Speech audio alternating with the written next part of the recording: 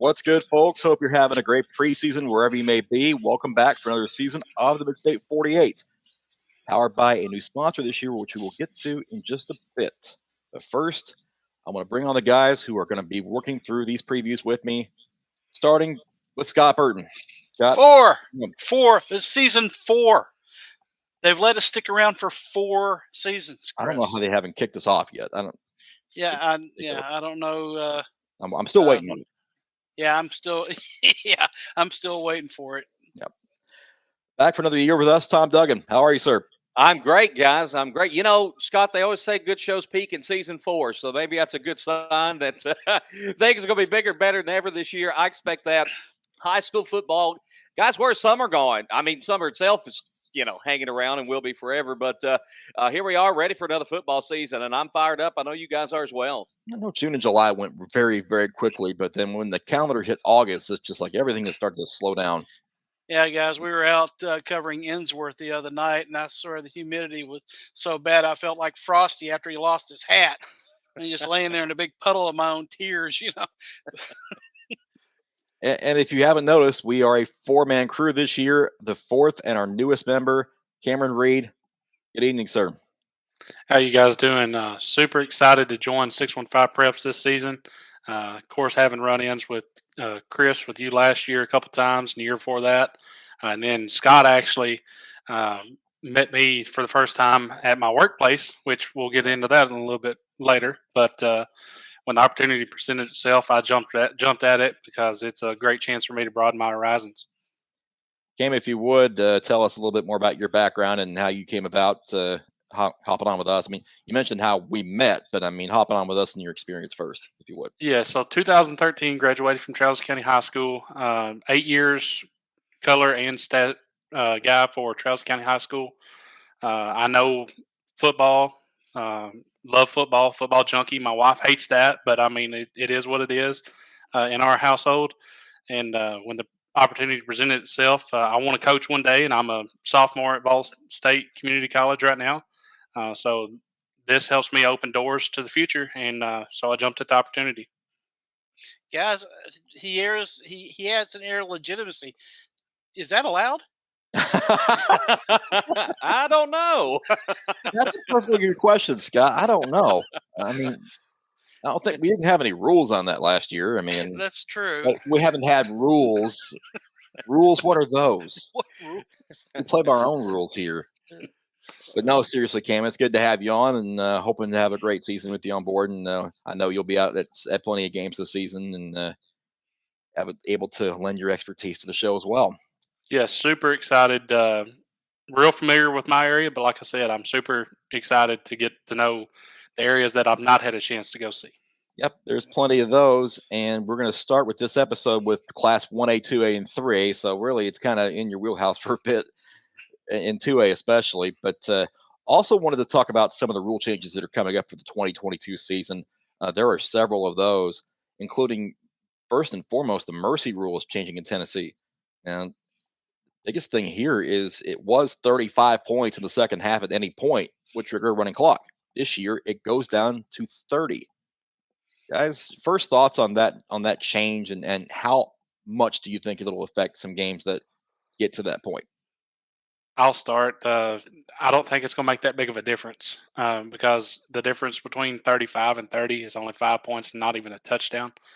So if a team gets up, by 35 or even 31, that's the only way that the mercy rule will have any difference is if a team's up by 31, because you either get field goals or touchdowns in football, and 35 or 31 is 4 points difference, and that's not going to make that big of a difference in a lot of games, especially if there's that big of a difference in the score. Chances are the game's not really competitive. Yeah, Cam, I got to agree with you there. And I'll tell you, I've seen a lot of games where you got that scenario. You may get to 35, and they may cut it back to 31, 32, but you hardly ever see it get any closer than, 28 points, for example. So I think, for the most part, it's not going to change many outcomes. The 5-point differential, I don't think it's going to have that much effect. And let's be honest, guys, if it's 35-0 at the half, we're not going to expect any team to come back from that. So I don't think it's going to have a huge impact. I agree. I think as long as it starts after the half, you won't notice really any difference at all. I would worry about it if it was when you get immediately when you got there, because we have seen some games where a team jumps out, but by halftime you should be you should have put something on the board by then. I think the biggest difference, I'm going to play devil's advocate for just a tiny bit here, is going to be actually for us, because I've seen way too many games where it's 34-0 and a team misses an extra point to go up by 35 in the second half, and they never get the running clock. Now, you don't have to worry about that extra point. It's going to happen at 30. So I think there will be more running clock games and really not a big difference otherwise. But yeah, easier for us because we like a game to finish quickly and with a good finish. But I'm with y'all. I think it's not going to make a big difference to a lot of people. And I think from a safety standpoint, it's a really good idea. It may not make that much of a difference, but if you're, most of the time, you run into these things when a team is outclassed or they're playing above their, what they should be playing. So, it's a safety issue. It gets them out of there quicker. True, but one other thing I wanted to throw in there, though, that I didn't think about before, but think about some of the younger players that do play later in the games. If there's one thing that will be affected, it's maybe some of your freshmen and sophomores that don't get a whole lot of time to play in a varsity game. Of course, there's JV games for most, programs that have bigger rosters, but for some teams, some of the younger players may not get to play quite as much. That may be one impact that this will inevitably have on the game. That's a good point. Oakland's freshmen, they may not get in the game much. Now, granted, they're playing earlier in the week anyway, so I'm not concerned about them. But the schools we're going to be talking about in this episode, they may feel this more than anybody else when you talk about that mercy rule and the limited number of reps that they can get in game action. Certainly, Tom brings up a good point there.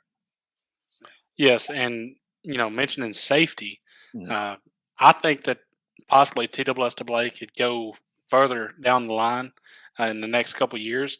And if a team is mercy ruling the same team consecutive years in a row, they should not be allowed to schedule, in my opinion, because that's a safety issue at that point, and that would take away a lot of the teams getting cupcake games and have more competitive games in Tennessee.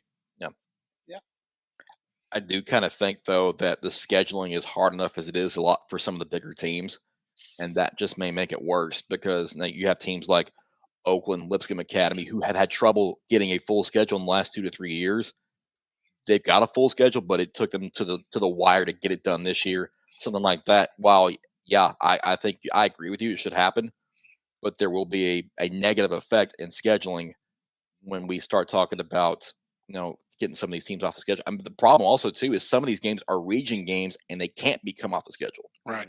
So, what do you do there? That's another big question that you'd have to ask if this was to be a thing to come into effect. So, yeah. But yeah, the mercy rule, the numbers game really is going to be different this year. But no, I think we're all in agreement that it won't be, from a competition standpoint, not going to make much of a difference. Something that will, though, is intentional grounding. Now, this has been changed to mirror more of the college and the NFL rule. And when a quarterback gets outside of the pocket, they can throw it away and no penalty as long as it gets to the line of scrimmage. Before this year, you couldn't do that. So that's kind of a big deal. Helps protect the passers as well. It really helps the teams that suffer from offensive line insufficiency because the quarterback's able to take off scrambling and he can throw the ball away instead of taking that sack or getting the intentional grounding penalty, all in the same. Speaking of those offensive lines, chop blocks, that's one thing that they're going to look at this year. Anything that's above and below the waist is going to be an illegal block. It just used to be below the knee, but now those combo blocks are in play too. So it's something that they're going to look a little bit closer about. That's going to be interesting to see how that gets enforced. As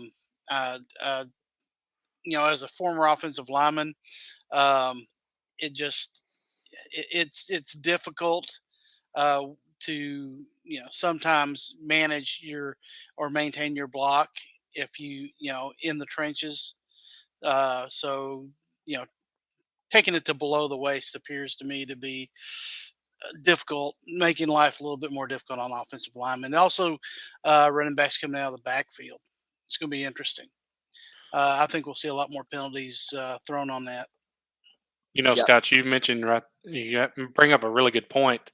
As linemen, you're taught low man wins. And if the low man wins, what is an offensive lineman supposed to do?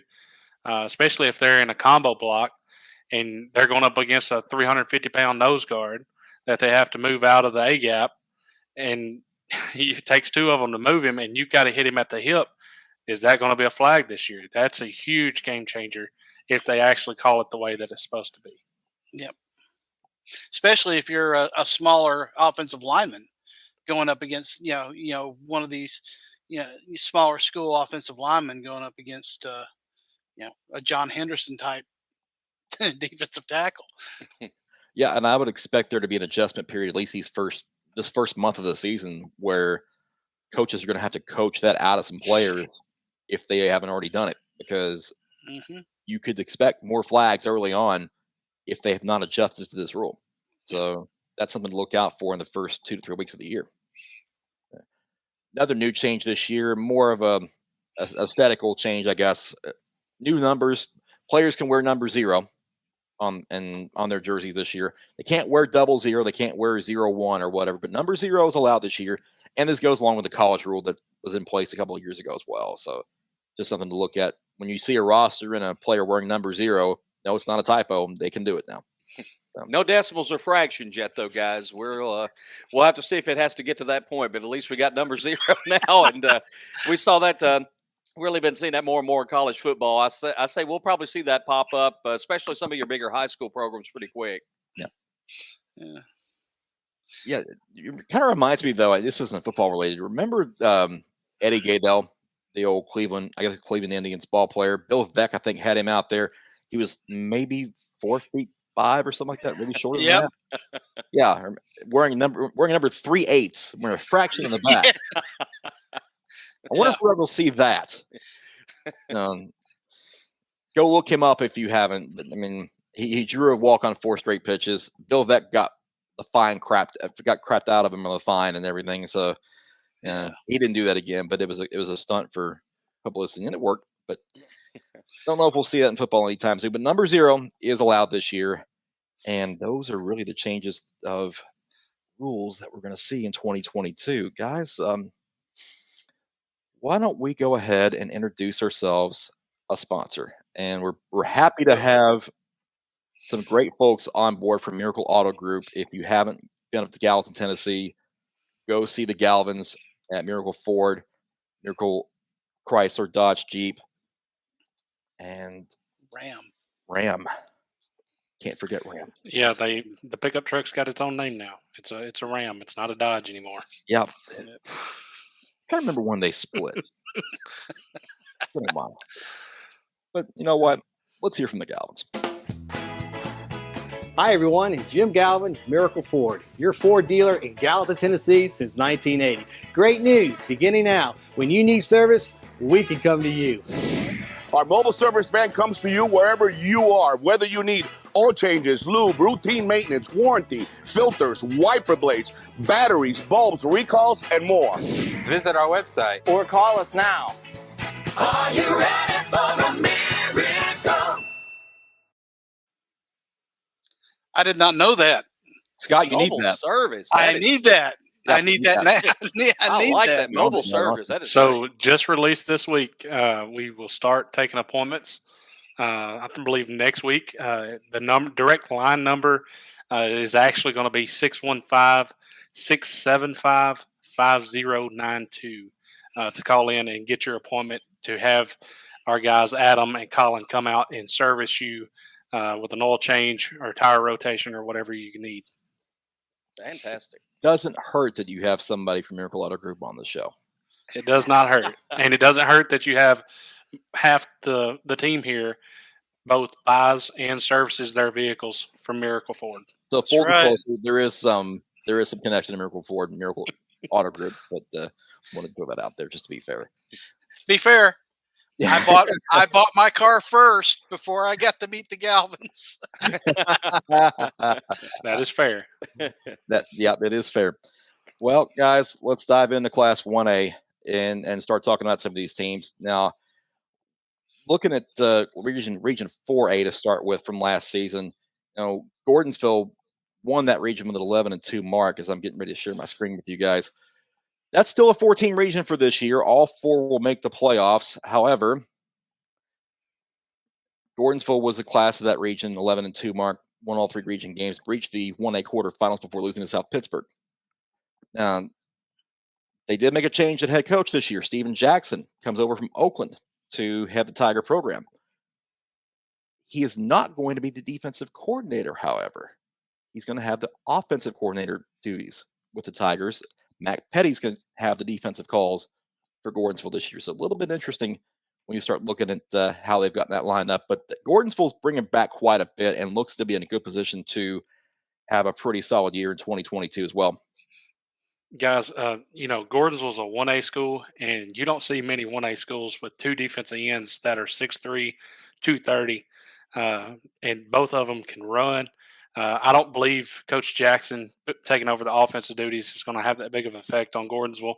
You've seen the same thing with Coach Kevin Creasy when he went to Trousdale County the first time to be a head coach. He was a defense coordinator the whole time, comes to Trousdale County, becomes the head coach, and he starts calling plays on offense. And as you see what he's done at Trousdale and at Oakland, it's not going to be that big of a transition because when you're that good a defense coordinator, you know how to beat good defenses because you called plays and designed good defenses. So you know where the weaknesses are. I don't believe that's going to hurt them at all. I believe the big kicker in this region is going to be who's going to finish second. I believe Clay County had a really good year last year. I do look for them possibly to drop back with Joe Burns having the Lucas brothers. I believe Joe Burns could take over that 2 spot in this region. I'm not going to jump off of Clay County just yet. As far as number 2, they had a coaching change as well. And guys, that's kind of strange when you got a region like this where your top 2 teams win double-digit games and they both have brand new head coaches this year. But Bruce Lamb will be stepping in at Clay County. Bruce was at Livingston Academy for a long time. He sat out last year, did not coach at all, but he's back. He's got Mike Dickerson as his defensive coordinator there. Coach D is great on the defensive side of the ball. Cam, I agree with you on Gordonsville with the Coach Jackson taking over the offense there. First of all, you got a great defensive coach there and Mac Petty already anyway. I don't think there's going to be anything to worry about on the defensive side of the ball. Let's be real. Steven Jackson's a good football coach. It's not going to matter if he's calling offense or defense. I look for this Gordonsville team to be exciting this year. I know with a new head coach comes some changes as far as, style. There's going to be some changes maybe we see on both sides of the ball. But the talent is there. Don't sleep on Matthew Albritton being maybe a dark horse Mr. Football type candidate, the quarterback who's been actually starting since late in his 8th grade year. I think it's Gordonsville. I do think Joe Burns will take a step up this year. Tom Atkins' squad, they've had a few down years here, but they've built up some talent. I think they're going to be better this year. And, of course, Red Boiling, it's always tough for them just due to the number situation there. Well, I agree, and I'll agree with you on Matthew Albritton. I think there's something to be said for continuity at the quarterback position, but he's got a good wide receiver in Will Dudney, who's also good at the linebacker spot. Joe Burns, they've got a new quarterback coming this year. Their quarterback, I say new. He's actually coming back to football after 2 years in baseball, and that's Taylor Head. And he's going to so he's a very talented kid. I do see them taking a step up. It's going to be interesting to see what happens between Clay County and Joe Burns. Red Bowling Springs, you look at their numbers, it's just going to be really tough for them. But they do have a good quarterback in Aubrey Link. He can sling the ball. They could jump up and surprise somebody. But as of right now, I agree with you. I think that it's Gordonsville and then the other 2. And I'll play a little spoiler. I don't know about you guys, but I feel so good about this Gordonsville team. I think it's going to be between them and South Pitt in the quarters on who represents the East in 1A this year. I agree with you, Cam. I believe that's going to be the case as well.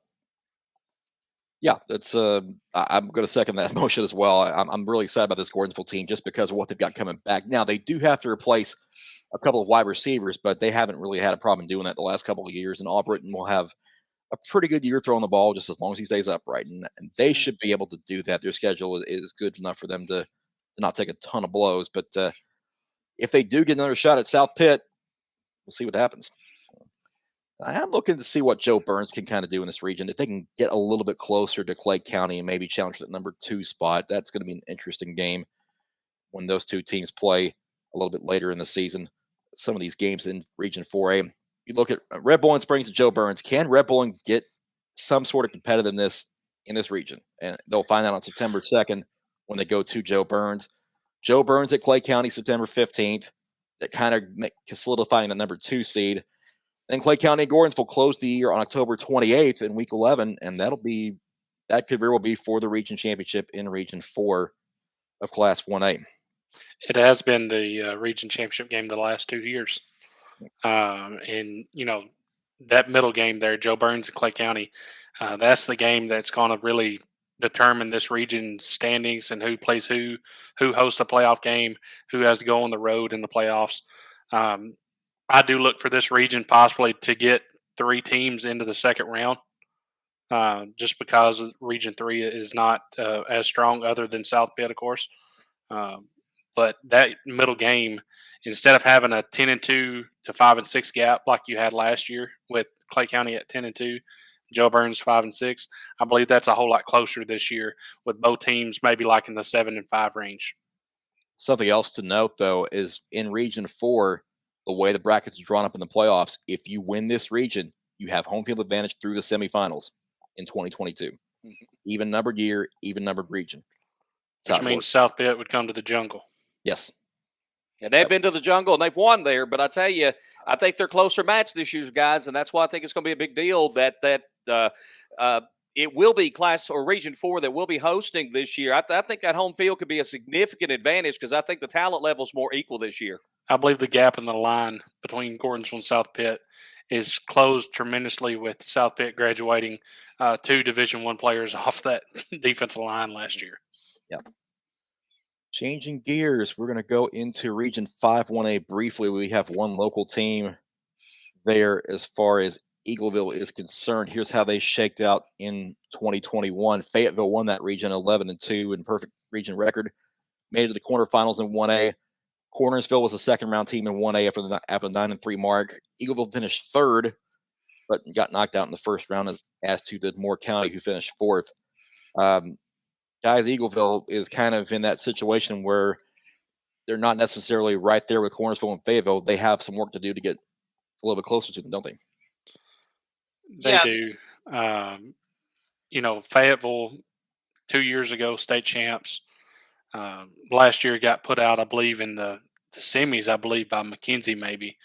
But it's Eagles battling an uphill battle.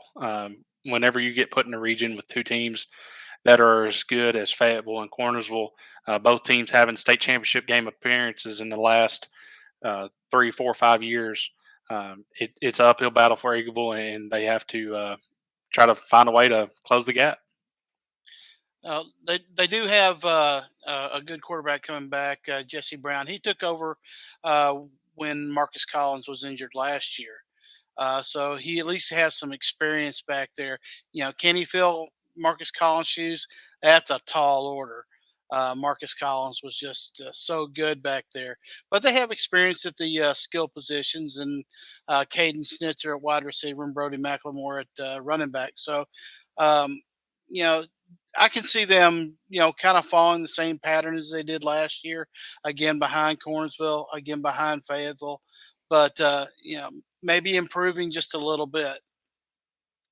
The one thing there, you get Brown that did at least have some snaps last year. You're right, it's a tall order replacing Collins at quarterback, but at least he got some snaps under his belt. That's going to help him this year, just the time he did get to play. And I tell you what, guys, I like the way Eagles coach. I've seen this team a few times over the years. I think Coach Walker does a good job there. He's always got a good staff, and they seem to just do a good job coaching the team. Depth will be a concern. So they've got some things that are working against them that makes it hard for them. But I think they're going to be prepared every Friday night to play anyway. And from that point of view, teams can't overlook Eagleville because they're always going to be ready to play. Yeah, let's look at some of those key games in Region 5. We talk about Eagleville. At Moore County, the region opener really is going to tell kind of what this team can do this year. That's a game that they need to win to at least stay on par with what they did last year. And they'll close the season, or they'll close September at Wayne County, or at home against Wayne County, excuse me. And really, it's those two games that they're going to need to win to ensure a playoff spot, because before you can even try to go against Cornersville and Fayetteville, you better be able to beat Moore County and Wayne County. I mean, it's those two teams that you're going to have to dodge as far as getting in the playoffs, and then anything after that, you're basically getting a bonus there. Moving on to Class 2A.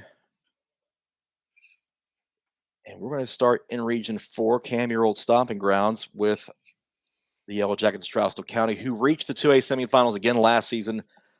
Bit of a heartbreak, though, in that semifinal loss. And now some questions. This region has questions all over this year. So, guys, I want to just go ahead and throw it to you. Is this thing as wide open as some people may make it out to be? No. All right, Cam. You All called it. Go. This region will be determined by the September 1st game between Watertown and Westmoreland. Last year, Watertown wins 6-0 at Watertown in the regular season. Watertown won the region championship last year. They lose their 4-year starter in Braden Cousineau. Westmoreland is good. Like, people overlook Westmoreland's defense. Westmoreland's defense is really, really, really stout. They have to find points. Now, it's better said than done, especially against the Josh Hackett defense. Probably leaning Watertown in that game, but that is for the region championship. Trousdale just lost too much last year, and what little bit they had coming back. They had a kid that played center for him last year in nose guard, won a state championship wrestling last year as a sophomore, has decided not to play football this season. So that hurts tremendously. So instead of returning 2 guys on the offensive line, you return 1. So that hurts Trousdale. Really excited about East Robertson, new coach over there, coming from Beach, and really excited to see they got all the Graves kids that played on the basketball team out. Now they do have to replace Taylor Gross, but Isaiah and the other brother, I can't recall his name right now. Yeah, Elijah. They are athletes. If you watched them last year win the state championship in basketball, their biggest problem the last couple of years is getting those guys to football in space. If they can get them to football in space, I look for East Robertson possibly to challenge Trousdale for that 3rd spot. You talked about Westmoreland, guys. This was a Westmoreland team. If they could have scored a couple of touchdowns a game more than they did last year, they would have gone deep in the playoffs. You're right, Cam. That defense is loaded. It's talented. It's surprising to hear Trousdale County numbers are down somewhat this year. They did lose a lot. I always hate sleeping on Trousdale County because it always seems like they get it done some way, somehow. Watertown, I've not heard as much this year about Watertown, but I know this. Josh Hackett, as you mentioned, he's always going to have a good defense ready. That he just does a great job preparing and training up new players. And then David Webster on the offensive side of the ball, I call him a mad scientist because he's always got players coming from somewhere, and that offense is just always tough to beat. So, again, Westmoreland, I can't wait to see how that defense does. I kind of favor them a little bit in this region just because of how good that defense played last year. Well, I'm not going to disagree with you, Tom. I actually am a believer in Westmoreland too, but I am going to my sleeping dog. My favorite in this region is actually East Robertson. I like the talent that they have there. No, they're not going to be. Nobody's going to be able to throw on them. If they can stop the run, they're going to be able to make some noise. They've got a lot of talent. I don't expect them to return many kicks because I don't expect teams to kick to them more than once a game. You look back there at that backfield, the Groves boys are good, but there's another one back there, Zach Prince, that is absolutely huge, and he can fly.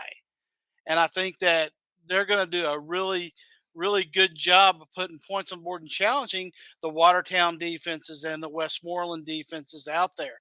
If they can get out ahead of Westmoreland, and Westmoreland can't find points, uh, if Watertown has trouble scoring, if they don't solve their quarterback issues, then East Robertson could be a dark horse to win this region. Could be, if not this year, potentially next year. I believe at least one of those Groves kids is a junior, and they return. The big thing for them being a sleeper this year, Scott, is they return their whole offensive line, I believe, Yep. and that is a huge factor for them. Last year, that's pretty much was their weakness. Last year, they had Taylor Groves out at wide receiver, but they couldn't get him the ball because they couldn't give the quarterback enough time to get the ball to him. When looking at these key games, I mean, they're pretty much the usual suspects every year in this region. The only difference is, I believe, Watertown having Adam Cooper at running back, returning most of their offensive line, having the best defense coordinator in the region, maybe the state, and at the 2A level. That might be exaggerating a little bit, but Josh Hackett gets it done year in and year out at Watertown, and Westmoreland's magic number is 21. They score 21 points a game, they will win this region. I won't argue with you there. I think that is the big question with Westmoreland. But I agree with what you said. 4 out of 5 offensive linemen return for East Robertson, so they may get some time to get those guys open in space, as you were talking about earlier. The interesting, I was out the other night, and of course, this is a scrimmage, so you take what you see in scrimmages. Trousdale County did not look great on defense. Now, I don't know if they were missing some people that night or whether they were trying some new schemes, but defensively, and they were going against Portland, but defensively, Portland was able to run the ball on them with some success. So that vaunted Yellow Jacket defense may have some difficulty this year. You're right, Scott. I mean, they return Gregory at linebacker. Started since he was a freshman. He's a really good ball player. They returned Gunner, which was the offensive lineman of the year last year, as a tight end. He also plays defensive end, outside linebacker, kind of flex position on defense for him. Both of those are really good players on the defense and offensive side of the balls, but they lost the entire offensive and defensive line. They do have a little bit of size, but it's inexperienced size. Trousdale County is going to be better at the end of the year than they are at the start of the year, as you want to be. I just think the gap this year is too big for them to overcome and finish in the top 2 and get a home playoff game this year. Yeah, that top 4 race is going to be fascinating to watch this year, just because of those 4 teams basically playing around robin for all the playoff spots. Unless one of Harpeth or Whites Creek makes one massive jump to surprise some people, we're looking at the 4 playoff teams we talked about here repeating in 2022 and possibly making it a wild race in 2A. Let's take a quick break and hear from our other sponsor for the Midstate 48, Innovate Medical.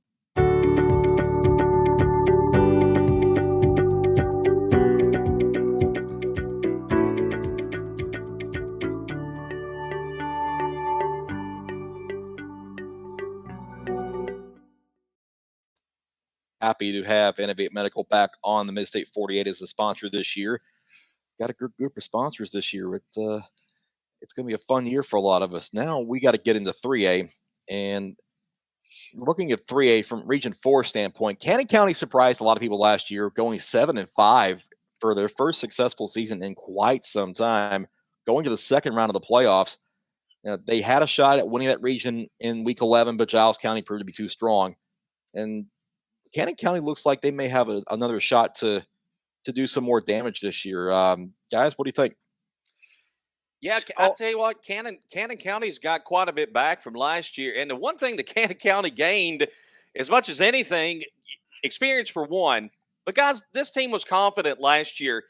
You got to remember, they've been playing in a region for years that had Upperman in it. DeKalb County in it, a perennial playoff team.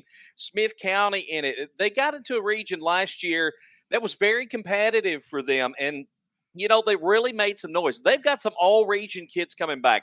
They've got the kicker of the year coming back. They've got a sophomore quarterback they're very excited about.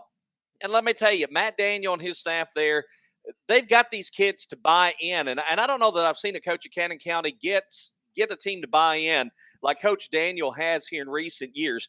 The tough thing is Giles County sits on top of this region, and we know how good Giles County is. But I'm going to tell you, Cannon County is going to go into this year feeling like they got a chance to upset this Giles County team. How much will Sequatchie still be down? Traditionally, they're a pretty good program. They had kind of a rough year last year. Grundy's been down for a while, community as well. But I tell you, Cannon County, I look for them to play with a lot of confidence. They've got some talent back. You just don't sleep on the Lions this year. I agree. I think that, for all the years that they've had some struggles, it's really starting to pay off for Coach Daniel out there. And as you said, Tom, I think they have strength in key positions. They got the two all-region kid, 3 all-region kids. Well, Tucker Kine was a second team all-region, right? Yes. So, they're physical. They got to the second round of the playoffs last year. It's still going to be a tall mountain to climb to beat Giles County. But can they repeat with a home playoff game this year? Absolutely. And I tell you, they played Loudon pretty tough in that matchup in the second round. It's not like that they just went up against Loudon and got mowed down. They really played tough. Another thing that's always been kind of a bump in the road for Cannon County has been depth. Now, they've added more players in the years since Coach Daniel's been there. That's less of a problem, but still I know that's a concern for them. They can't afford a lot of injuries, guys. That's one thing that would certainly put a big hurt on that team. Coach Daniel's done a really, really good job this last year. Cannon suffers from the same thing that some other schools have suffered at before. Cannon has always been traditionally good at basketball, had a few good baseball teams in the past. They've always struggled in football, and you mentioned the regions that they were put in. That is a huge factor in them struggling. Kids don't want to lose, and Coach Daniels getting the program turned around and rebuilding the program up. 7-win year last year is a great season. Especially if you're counting as a building block to what they ultimately want. And I bet you money that more kids at Cannon County High School want to play football now than they did 2 or 3 years ago. And that's a testament to Coach Daniels and the job that he's done. Excellent point. Look at some of these games in Region 4-3A just real quick. You mentioned the Cannon County Giles County game, October 28th and Week 11. Community Grundy County the night before, that Thursday night. And then Grundy at Sequatchie and Grundy at Cannon County in September. Those games are going to shape this region up to see how they shake out and how that top 4 may finish. Obviously, Community the one that's going to have to try to jump back into the top 4, but we'll see how that shakes out.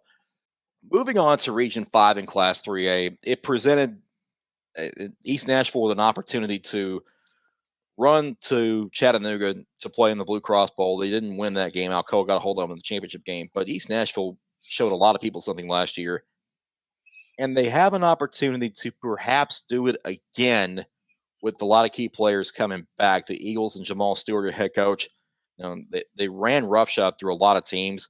They had some closer games in the playoffs, but they proved that they were not going to back down from anybody. Frank Gordon, wide receiver for East Nashville, is a stud. I've been watching his highlights this week. I look for them to get him the ball in space. I believe they replaced the running back last year. It's going to be a tough feat for them, but they have the receivers and other athletes around. I believe they also have a JP2 transfer that came in. Look for East Nashville to be right there in contention to return to Chattanooga and contend for a state championship. But I say that Smith County is going to be really improved. Really like what Coach Dyer's doing over there. Really liked what Coach Dyer did at Trousdale County when he was there. He comes from winning programs, both at Macon, back in Macon's heyday, so to speak, when they were competing in semifinals and whatnot. He was around at that time with his dad being a coach up there. He's alma mater, Smith County High School. Smith County has probably maybe the biggest offensive line in the state, regardless of classification, led by Dane Woodard, about 6'9", 350, just a monster human being. I believe he just committed to Austin Peay State University. Then they have Bryce Curry. It's kind of odd. You have a huge offensive line that average over 300 pounds across the line. And then you have a running back that is like 5'8", 5'9", 220, and he's just like a little bowling ball. They are a physical football team. The big question for them, who's going to start at quarterback? Is it going to be the Hicks kid, or is it going to be the freshman Powell? We saw both at 7-on-7 during the summer. The Powell kid can absolutely sling it.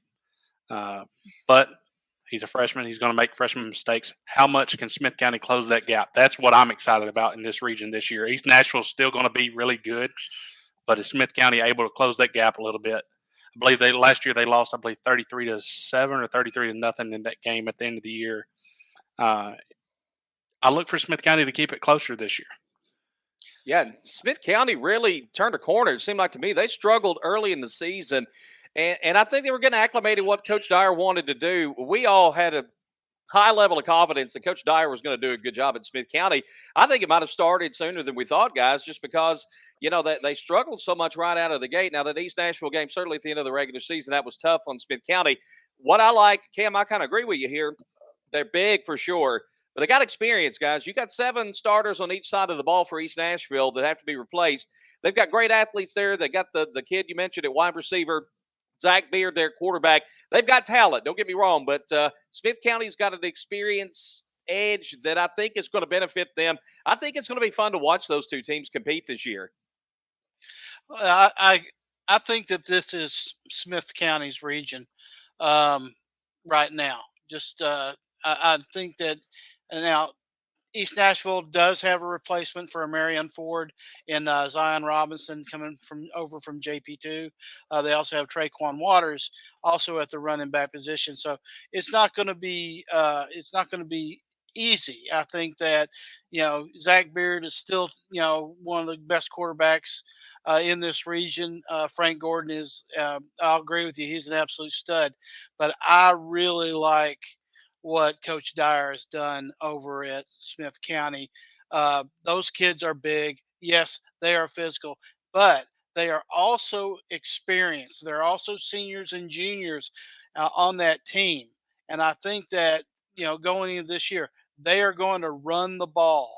That is what they're going to do. They are going to get physical, and they are going to grind you. And I think that that's going to give them that's going to give them the power to really to push on to that next level. But I do want to talk about another team in this region that I think is if they're not ready to make a move, they're going to be, I think, sooner than later, and that's the Maplewood Tigers. Coach Eric Davis over there, he's got some getting numbers back together over there. I think with the changes over at Stratford, and I'm not really sure where Jackson County. I know Jackson County finished 3rd in that region last year. I think Maplewood with Reggie Rogers at the running back, they could make a move this year. Yeah, that Maplewood Stratford game is going to be important for that number 4 seed, if nothing else. The Panthers trying to get back to the playoffs for the first time in a couple of years. Eric Davis got that program moving in the right direction. But still, this region, I think, belongs to East Nashville. A lot of what they did in the postseason transfers over to this year, and the quarterback play is the biggest thing for me. Zach Beard is a very good quarterback and a very experienced quarterback, and probably has enough to make a difference for East Nashville to win this region again and hopefully make a deep run for the Eagles to Chattanooga. Move on to Region 6 and how these guys matched up last year. Well, before we do, let's look at these key games for Region 5 for just a moment. Maplewood at Stratford, September 16th. Jackson County at Maplewood, September 30th. Jackson County at Stratford, October 28th. And then we talked about that East Nashville-Smith County game. It'll be in Carthage this year on October 28th to cap the regular season at the end of the year. Now we move on to Region 6, where White House is the returning champion after an 11-2 finish last year. But Blue Devils lost quite a bit, and we'll talk about that in just a second. Waverly was second, Fairview third, White House Heritage fourth to make up those playoff teams. And White House got to the quarterfinals and played East Nashville relatively close, but that was as far as any of these teams got in the postseason. Stewart County, Cheatham County, Sycamore, all outside looking in last year. So, guys, we talked in depth about some of these teams like White House and Fairview and Heritage, but is there any one team that really stands out in this region to you? Not that they stand out, but I'm kind of excited to see what the White House Heritage does with new coach Chad Broderick coming over from Gallatin High School. Coach Broderick had an opportunity to coach at East Robertson for a couple years, get his feet wet. Didn't find much success there, made a couple playoff appearances. Went to Gallatin, really got his name built back up, gets another shot at it, I believe at his alma mater, White House Heritage. Really super excited to see what Coach Broderick can do with the Patriots football program. It's going to be interesting to see how much White House suffers from what they lost last year. I believe they lost Blackburn from last year. Is that correct? Yep. Yeah. And we Trousdale played them a couple years ago, and he ran all over us. We won the game, but he had over 200 yards rushing. I believe the game last year that they did at Nissan Stadium against Waverly, he had a big ball game in that game as well. How are they going to replace him? That's going to determine if White House can repeat as region champs. Yeah, White House lost a lot, last year. But you look at their team, and they are senior laden. Their offensive line is almost all seniors. They've got several good players returning. So I really think that they've got a really good chance of repeating there. But the team that jumps out to me about the questions is Fairview. I don't think that they're ready this year, but I think that I don't think they're ready to challenge this year, but I think that they are going to make some moves this year. They are a very, very young team, and we talked to Coach Hughes at Media Day, and his roster is loaded with freshmen and sophomores, where there have just been a number of kids move into that program. So if he can get them up to speed, he's got the framework of some players with experience. If any of those freshmen and sophomores can do well, get into the system and play, Fairview has a good shot of getting back into the playoffs. Guys, when you look at White House, to me the big question is, Scott, you pointed this out, they've got a lot of seniors, a lot of upperclassmen back. 3 of their 5 starting offensive linemen from last year are back. Are we going to see White House return to prominence? By that, when Jeff Porter was the head coach there, we watched those teams back, particularly in the 90s, early 2000s. It just seemed like they reloaded. They didn't rebuild. Are they back to that point yet? Numbers look good at White House. I think this is a pivotal year for them because I know they've got some upperclassmen, but they are rather inexperienced. Can they get them back up to speed and make this team competitive again? Keep an eye on Sycamore. This is a team I'm kind of curious to see how they do this year, simply because they've been really, really young the last couple of years, and they've taken some beatings, but that youth has a lot of game experience. Will that help them maybe take another step up? I'll be curious to see how Sycamore plays this year. And we can't forget about Waverly in this region either. I mean, remember what happened last year with the floods knocking out their football field, and they had to play every game on the road. Of course, that's why they played at Nissan Stadium last year. Waverly is going to be in the mix as well this year. That could be a team that could challenge for this region as well. I think they should be back at their stadium this year. I agree with you, Chris. I think that you're absolutely right. Waverly may be the team. If all things come together, they may be the team that takes this region. Well, let's look at some of these key games in Region 5 this year before we close things out. White House at Fairview in September 30th, and a lot of these games in October are really going to decide how this region shakes out playoff-wise. Cheatham County at Sycamore, one of those two teams, if they want to make a jump, that's a game they got to win. Stewart County at White House. you have to wonder about Stewart County. They've been down, they've been up the last few years. They've been kind of a roller coaster team. So if this is an up year for them, that's a game that could be a surprise. October 21st, they go to White House Heritage. So they're basically going to Sumner and Robertson County in consecutive weeks. Long road trips for those guys. Fairview at Waverly and White House at White House Heritage in week 11 on October 28th will close the season out and kind of decide how the playoff teams shake out in Region 5 and Class 3A. And it's one of those regions that's going to be really fun to watch because you could call your 4 playoff teams and they probably don't finish in that order. Honestly, the October 28th games right there, I believe it was Fairview and Waverly playing each other in White House and White House Heritage. I believe that's the 4. But that Friday of games can determine who's 1, who's 2, who's 3, who's 4. And I believe that they could possibly win and lose back and forth to where you may have the old-fashioned tiebreaker. I just want to know if can we get another game at Nissan Stadium? It's been talked about. I mean, hopefully, that they start doing that a little bit more this year. It was a good experience last year. Or when they get the Turf Stadium, Dome Stadium, maybe have the state championship games there again. Something to talk about for sure. It was definitely an experience.